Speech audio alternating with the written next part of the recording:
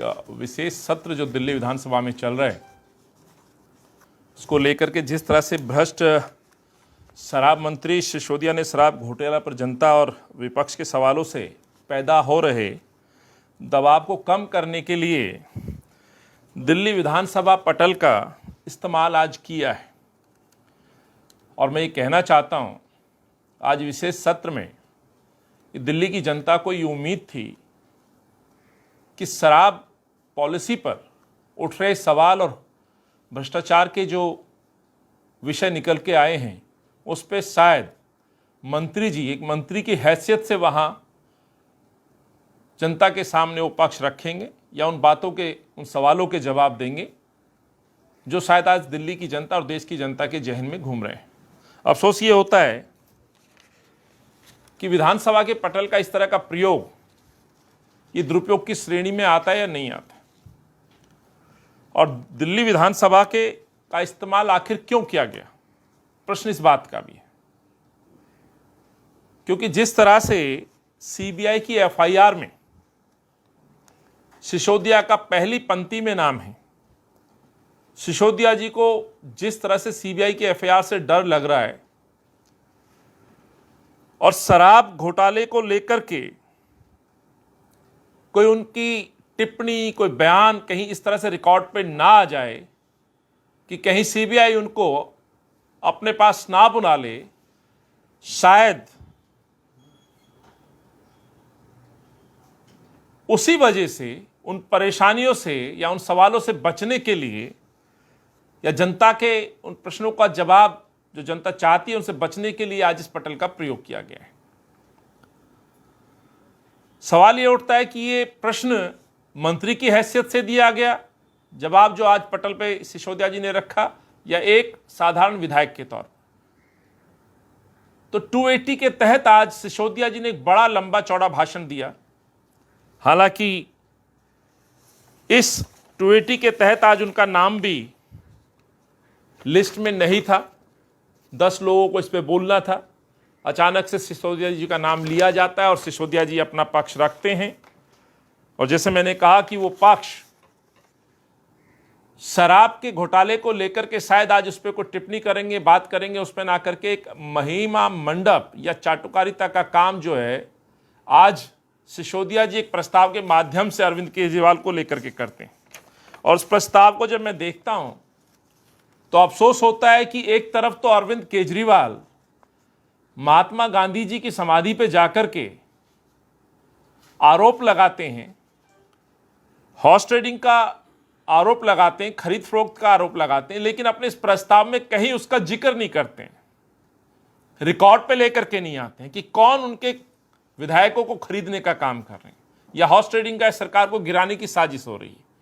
तो ये वो प्रस्ताव की हमारे पास कॉपी है जो आज प्रस्ताव वहां पास किया गया। इस प्रस्ताव के दौरान कहीं उस बात का जिक्र नहीं है। तो प्रश्न ये भी उठता है, क्या केवल दिल्ली की जनता को गुमराह करने के लिए अरविंद केजरीवाल इस तरह के प्रस्ताव अपनी तारीफ में कसीदे पढ़ने के लिए, खुद मुमिया मिट्ठू बनने के लिए, जो लगातार इस तरह का काम करते रहे हैं, वही काम आज एक बार फिर इस प्रस्ताव के माध्यम से अरविंद केजरीवाल के लोगों ने किया है।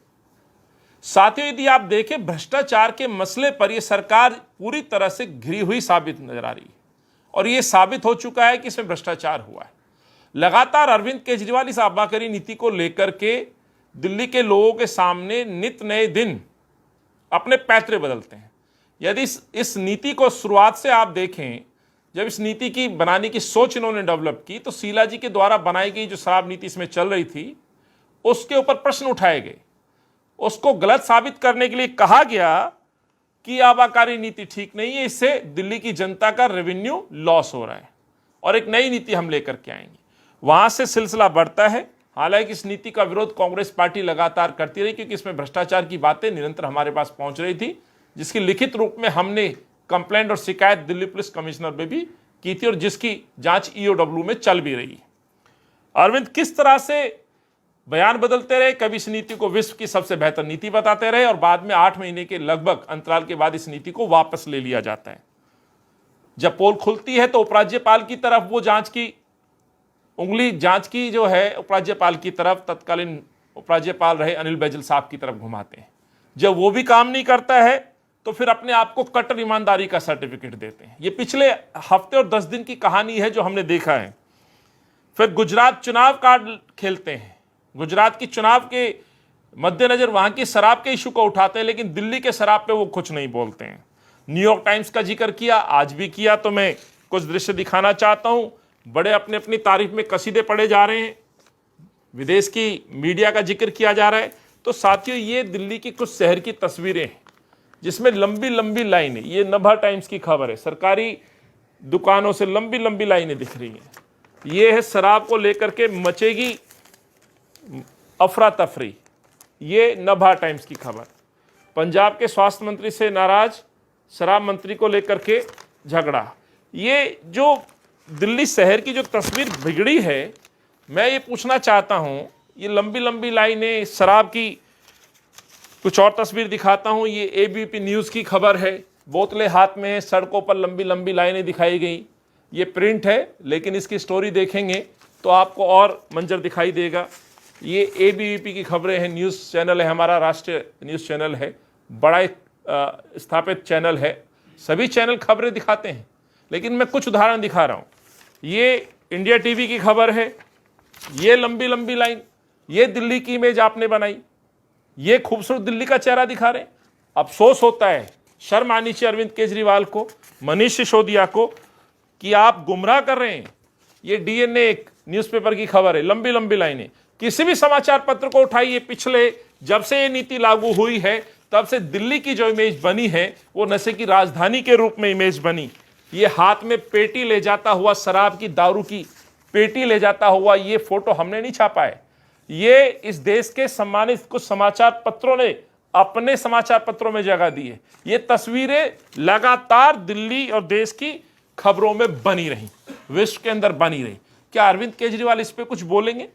18 विभाग हैं मनीष सिसोदिया पर, लेकिन शराब को लेकर के जिस तरह से उन पर आरोप लगे हैं, मैं बार बार बोल रहा हूं कि मनीष सिसोदिया, अरविंद केजरीवाल, आम आदमी पार्टी के पास अब कोई रास्ता नहीं बचा है सिसोदिया को बचाने का। वो लगातार नए नए आरोप लगाते रहे। और जिस तरह से न्यूयॉर्क टाइम्स के बाद ऑपरेशन लोटस कार्ड खेला गया, मैं भी जानना चाहता हूं, भाई नाम क्यों नहीं बताते? कैमरे लगे हुए हैं, आप अपने आप खुद सीख देते थे कि रिकॉर्डिंग कर लीजिएगा। क्या 40 एमएलए में से किसी ने एक रिकॉर्डिंग नहीं की? जो रिकॉर्डिंग के आधार पर बना हुआ नेता आज आरोप लगा रहा है, उसका उनके पास कोई जवाब नहीं है। फिर उसके बाद जाति और महापुरुषों की फोटो सामने रखी गई।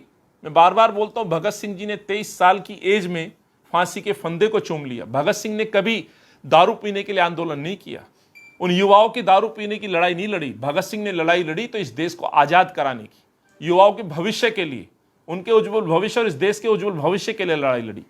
तो भगत सिंह की तस्वीर लगा करके अपने आप को कट्टर ईमानदार का सर्टिफिकेट देना और उसके बाद शराब नीति को लागू करना, उम्र में छूट देना, 21 साल कर देना, ये कहां तक उचित?